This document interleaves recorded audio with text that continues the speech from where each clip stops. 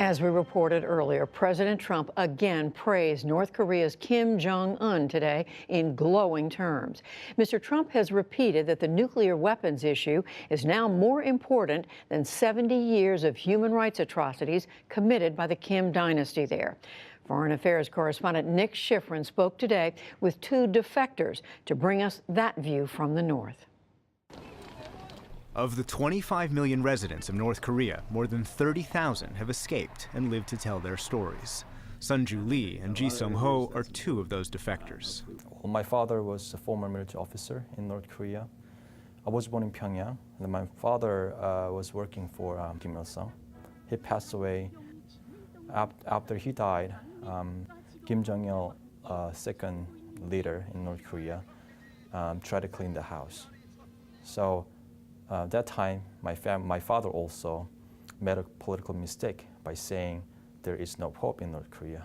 That's why my family was expelled to countryside.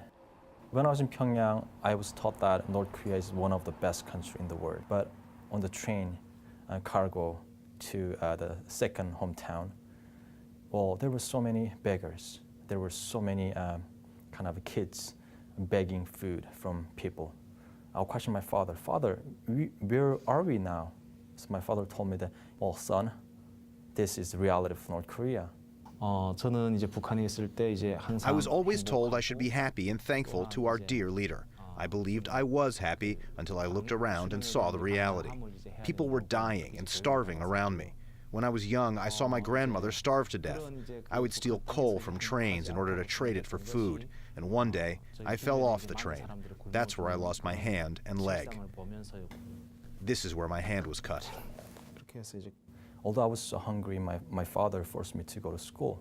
One day, the principals gathered the students on the ground by saying that entire school will go to a public execution site to watch public execution. There was a man, he tried to steal the copper from factories, and he's a smuggle this to China. So he got 9 bullets from 3 police officers.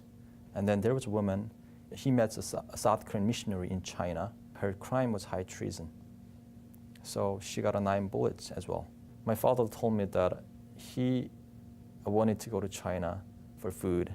Then I told him that don't go because that's really dangerous, because I saw a public execution. And did he ever come back?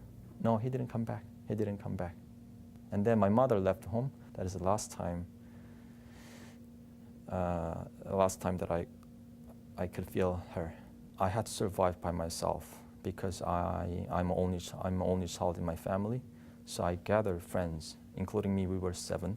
It was a gang. Is that what you'd call it? Actually, yes, it's gang because, I mean, at that time there are so many gangs. There are so many children gathered together because they have to protect each other. Lee's grandfather found him on the streets and helped him escape to South Korea. Ji's journey, while disabled, was longer and harder.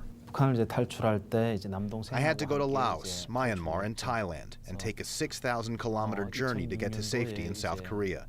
It took over 3 months. At one point in Laos, when I had to walk in the jungles on my crutches, it was just too hard, and I cried, and I said, why did I have to be born in North Korea? But I was on a journey to find freedom, and I promised to myself that if I made it to safety to South Korea, I would work hard to make sure nobody would have to go through what I went through. We are joined by one more witness. His name is Mr. Ji Sung-ho. That journey took him all the way to President Trump's 2017 State of the Union. And he says he supports President Trump's meeting with Kim Jong-un, but says it's important to talk about denuclearization and human rights. I am hoping that this summit was not a one-off meeting. I hope there will be more summits and meetings between the U.S. and North Korea, and Trump will raise North Korean human rights.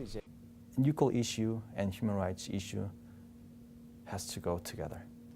United States is established based on values, which are freedom, democracy, and human rights. I really appreciate Americans because, I mean, you guys have these values, enjoy these values.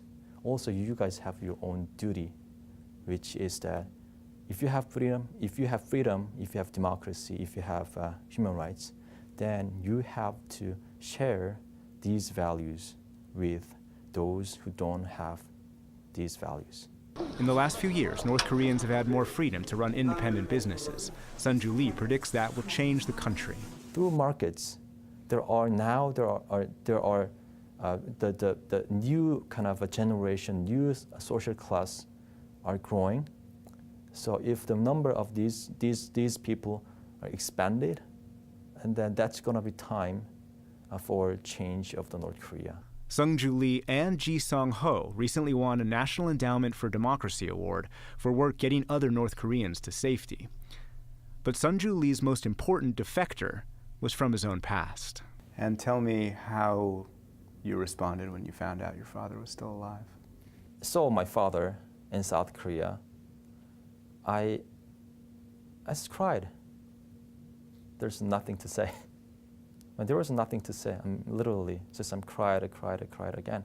So my father approached me and he hugged me, and then saying, "Son, I'm so sorry."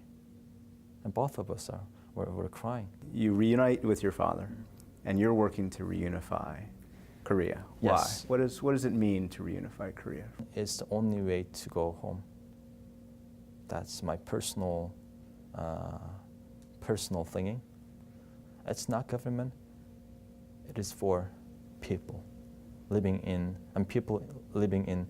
on the Korean Peninsula. Until then, North Korea will remain a closed dictatorship, full of human rights abuses, as well as missiles and nuclear weapons. For the PBS NewsHour, I'm Nick Schifrin.